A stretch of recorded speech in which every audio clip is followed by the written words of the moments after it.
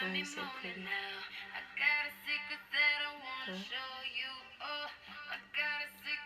You gotta do this, you know?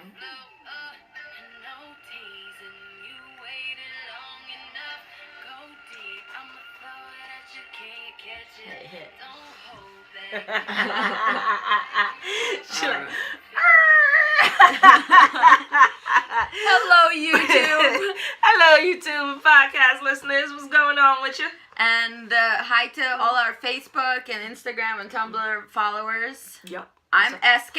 I'm Nay. And we're the Dykeologists. And in today's episode 3, we are going to tackle the issue of race and our interracial relationship. But before we get to that, I wanted to give a special shout out to my new friend, Dr. Rachel McKinnon, who has the similarly named YouTube channel under Dr. Rachel McKinnon. And there she will provide you with some Trans Studies 101, Terminology 101, the relationship between trans athletes and sports. And I have watched all of the videos, and they are actually really great. And I thought that since we tackle a lot of terminology in our channel, you can only benefit from following a bunch of other incredible scholars and academics that are taking the time to make sort of all of this work accessible, and all of the kinds of acronyms, and you know, she does such a great job defining all of it. And also, if you guys know of other academics or people out there who's doing good work, who's making it, you know, accessible,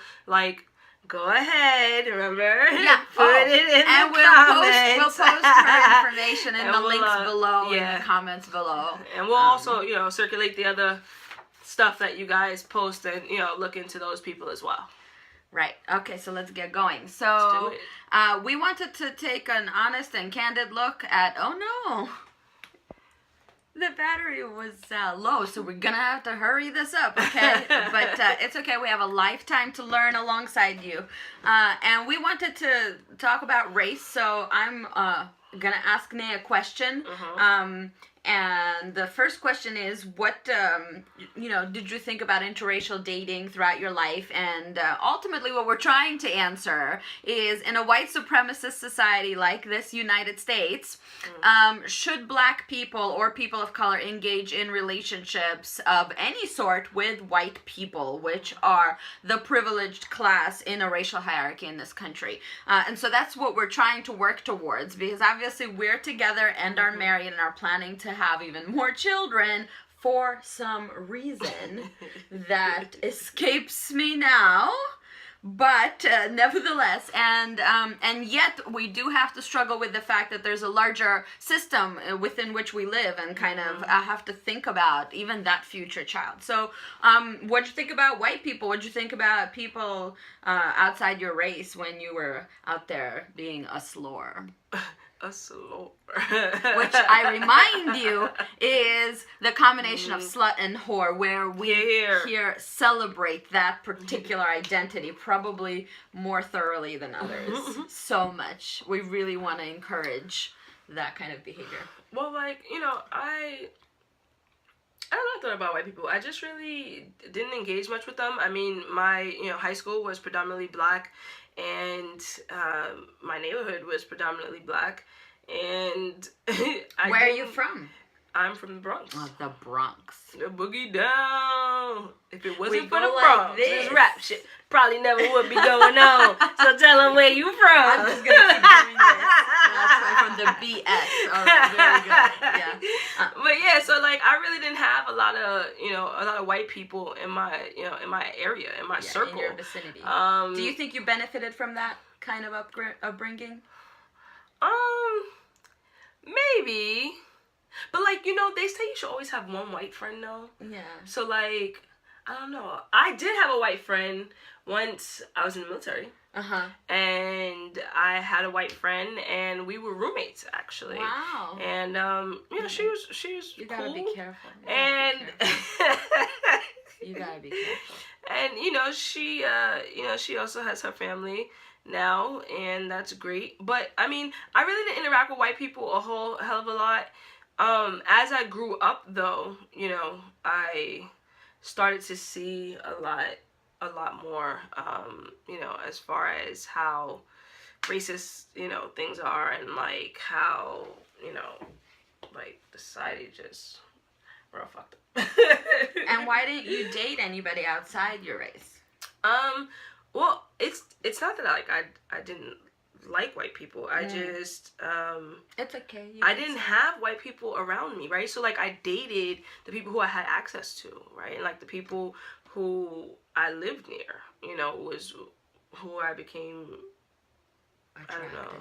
attracted to. But that's not necessarily I don't really want to say attracted to, because like, you know, like I can be attracted to people that's not black, right? So like one should hope. I think it was really just, you know, like the people, you know, who I was around, the people who were there when I went to clubs or at school or like, you know, all the places where what happened when you saw me and the skies opened up and you fell in love instantly and it was majorly crushing and are to this day experiencing the effects of that gigantic dive into love? I know.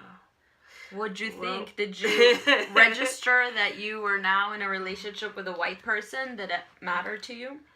Well, not really. Not initially. I mean, of course, it was still kind of that, like, unknown. But with you, I was so taken with you. Like, it was... you're making me blush. I was just so taken with you, and, like, I really felt that, you know, you were a person that I was supposed to be with, and I felt, you know, really, you know, drawn towards that, to where we... But didn't you hear me say something? Well, yeah, I heard you say that you were attracted to black masculine women. Yeah, I'm gonna have to talk about that. You know, my floppy ears were like, and what? And like I already thought you were, you know, beautiful. So, but I didn't think, you know, you were that you fit the demographic. Exactly. One of like many that I did peg you as a lesbian though, although at the time she wasn't, which was very strange for me because she still had this undercut thing going on and the septum piercing, exactly, which is a dead giveaway of a lesbian. Came out one day in class and was like, yeah, me and my boy partner, and I was like,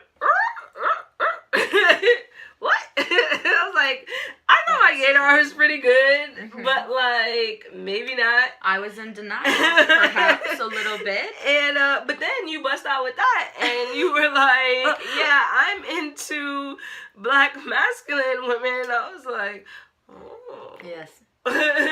So let's talk about that, because that comes from an interesting history, right? So I'm an immigrant from Azerbaijan, from Russia, and I came here when I was 11, and you all remember the trauma with my friends calling me bisexual and then leaving me in the dust. And thanks, friends. Right around that same time, what every immigrant community learns is a whole lot of racism. And so my folks who were Russian were no different from being fearful in Brooklyn of the black community, of Mexicans, of other people of color, right? And their daughter had to go to a school that was predominantly black, and I couldn't speak English. I had all kinds of trouble with kids. And how was that for you? And I don't remember. I just thought everybody bothered me for no reason, and I was so annoying. Like, Ark, I just wanted to learn and to get English down and like to leave me alone.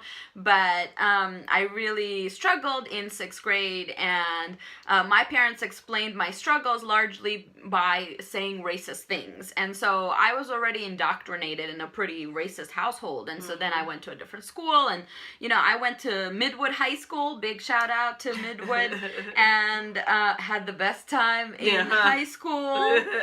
And I met my first black boyfriend, who is Jeff. Shout out to Jeff. Jeff. He is now happily married to his white husband. Which is just a different story for a different time. And Jeff and I got together. My parents were absolutely horrified, even though he was just like the greatest boyfriend, except for a few things missing, which is why he's with a man today. And I just couldn't understand it, because I was actually completely confused by the fact that I was totally in love with my friends and with my like teammates, and my parents were saying things that didn't kind of make any freaking sense in terms of these groups of people. So I just kind of knew my parents were saying things that are incorrect. But I didn't have an understanding, like an academic or a critical race theory approach to what's going on and how this all works with immigration and how it has to do with class and poverty and like people, you know, vying for very little resources and just like shitting on each other, and especially on Black people, because that's the Immigrant Project. For that shout out, and that book, you need to read The Ethnic Project by Dr. Vilna Bashi-Treitler, who I credit with teaching me a lot about race and a lot about sociology, a lot about research, qualitative methods, and I love her. Hi, Vilna! And she's just my favorite in many different ways. But you got to get her book, The Ethnic Project, and that's going to talk about how so many different immigrant groups learn to be incredibly racist towards Black people, while the larger society is racist towards them because they may not be, you know, white enough or look white enough, especially if they don't speak the language and have different customs. All right, so it was there in high school. It was there in Midwood High School, you know, amongst the Black lesbian, you know, basketball teams and the hanging out on the piers and whatever, that we got to sort of take a look at how I was primed in terms of who I was attracted to, because that was the surrounding sort of demographic. And yes, to some extent, unfortunately, it was the demographic I thought, you know, my parents really disliked. And I worked at McDonald's for a bit, and my brother, look, she's laughing about the weed business that we were running, which was like the greatest entrepreneurial plan of all time, because when my brother and I were working, we thought it would be great to turn off cameras and be on drive-through selling both McDonald's food and some weed. And it was like a booming business. But that aside, my brother was the person whom I looked up to, and he dated Black people and Asian girls and all kinds of other folks, and he sort of helped me, you know, recognize that's okay, that's what's going on in the U.S., and our parents are wrong. So I do want to point out how racist indoctrination takes place, and then how it you know, how long it takes to unlearn, right? But if you don't have an academic take on it, you just have a dissonance in your head between what you feel for your friends and your loved ones and what you're being told, and what you're being told. And so you just kind of say, like, I reject everything my parents are saying. I mean, they were telling me things before I knew I was gay, right? That gay people are sick, you shouldn't go to AIDS walks, like you're gonna catch the disease, you know, and all kinds of things, all kinds of messages that just always rang really false to me. So I got primed in high school for like the real, like, you know, baby butch sort of, don't even look at me, you know what, just let's not. And I feel like I sort of always fall really hard for like the confident girl like you, and and so I was talking about that. Your whiteness is showing. You're turning red. I am not turning red. It's our new ring light, okay? That's the problem with it all. And so I did mention it because I did want to have a discussion about what creates our preferences. And I think we want to have a conversation about preferences a little bit later, about like how people say they have preferences for, you know, entire groups of people, like Asian girls or Latina chicks, right? And all of that is really very racist. But on the other hand, you do want to talk about how your desires, your sort of erotic attractions got socially constructed or in resistance to what you were being told. And so I dated a lot of different kinds of folks, gender-wise and racially, as I got older, because I just thought it was ridiculous to not. And I do believe that fundamentally. I think it's utterly ridiculous when people write off entire groups of people. So... What is it like for you now? Like, but when I entered into the relationship with you, I was already past Vilna's class, and I was past all the classes at the Graduate Center that taught me how race operates in the United States. So I was very aware of the fact that, like, it matters that I'm white and that you're Black, and it doesn't pay us like any, or it doesn't help us any to pretend we're not and say we're colorblind and that we're twins and best friends. And sometimes when I watch YouTube videos of couples like us, you know, they kind of talk about this flow of cultural exchange, this information, you know, you teach me to rap, I teach you how to make pilmeni, you know, or some blintzes or something like that, yeah, and it's just not equivalent, right? Like, there's a kind of false equivalence there, like, it's just not gonna work in a country that benefits me for the color of my skin, and really, for no reason, and it's undeserved, and it does not benefit you for the color of your skin, right, for no reason. So it's not a flow of exchange or whatever. We have to kind of struggle with that. So then I think the academic in me, right, dumped all of this information onto you. You've lived as a Black person, so you've got the lived experience, but now you have like the conferences and the articles and the books and I go to all her conferences. It's true. You follow me everywhere, and I'm just incapable without her completely. I can't. I don't even want to go outside unless she's by my side. So.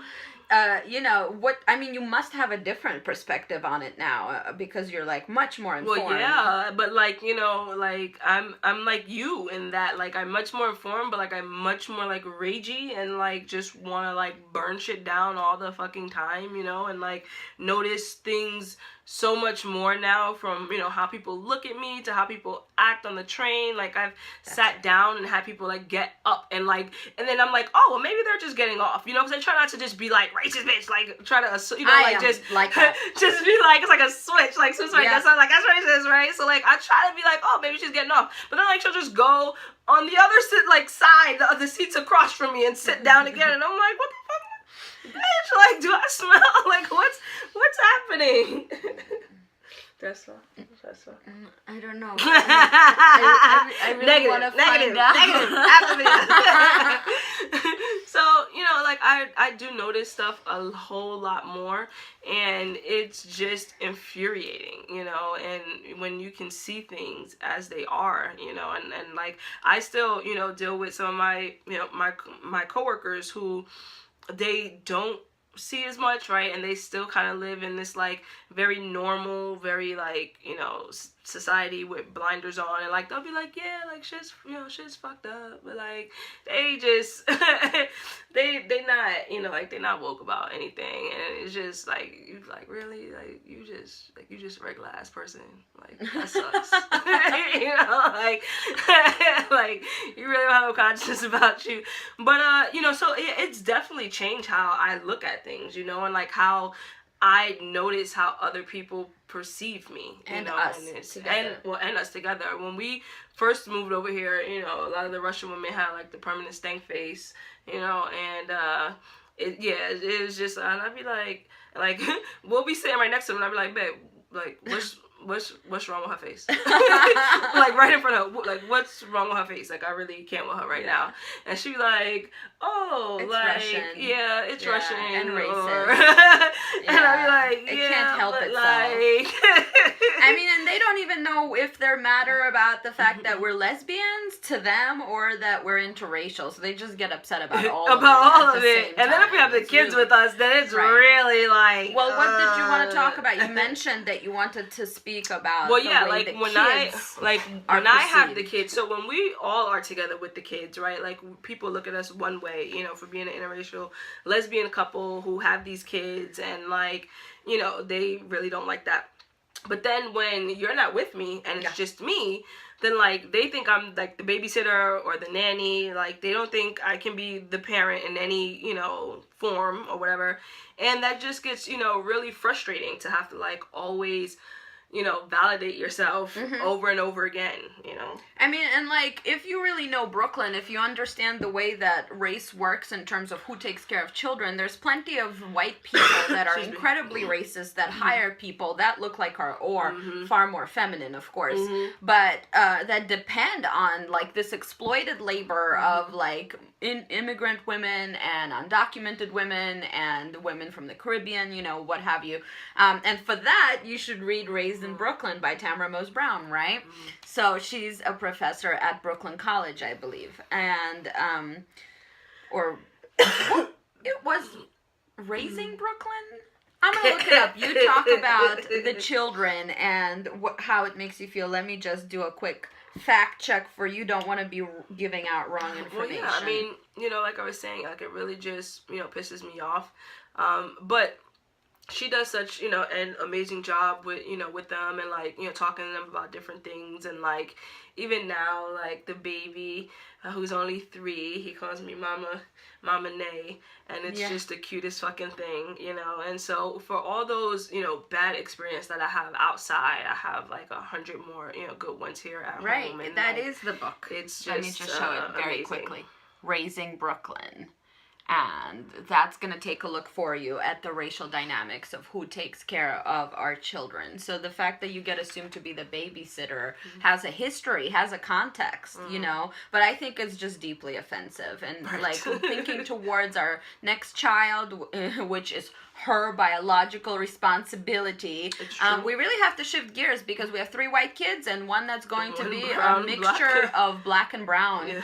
And the so kids, cute, though. look at it. Okay, all I want is for them to have your face and your behind, and the rest of it. So just all of it. The whole thing. And we've already shifted gears in terms of our children and preparing them to be siblings that can handle and protect somebody who's black, brown, of whichever gender they choose to be. And so that conversation is always like enmeshed with these tragic news of like learning the 15-year-old kid was killed by cops today, right? Like just this ongoing police brutality, and there's just no other way to do it. In fact, you can't actually forget about it, and you can't actually ignore it. You can't actually not tell your children that that's what's going on, because they need to have the information in order to protect their sibling. You know, so that's kind of some of our thoughts on race. I mean, it's one of those projects that's lifelong, right? And that we'll have plenty more videos on I race. think that there's so much more to talk about too, from, you know, our parents and maybe how they view the other partner. We forgot about that. We forgot that my mother lives with us, and I feel like I downstairs just repress that. Okay, but she does, and so does my aunt and my grandmother, and we do not interact with these people, and they voted for Trump. So I feel like that should be the final point there, okay? And they are people who wouldn't say they are racist, but say that in the same sentence as I have a couple of black people at work, and they're actually very clean.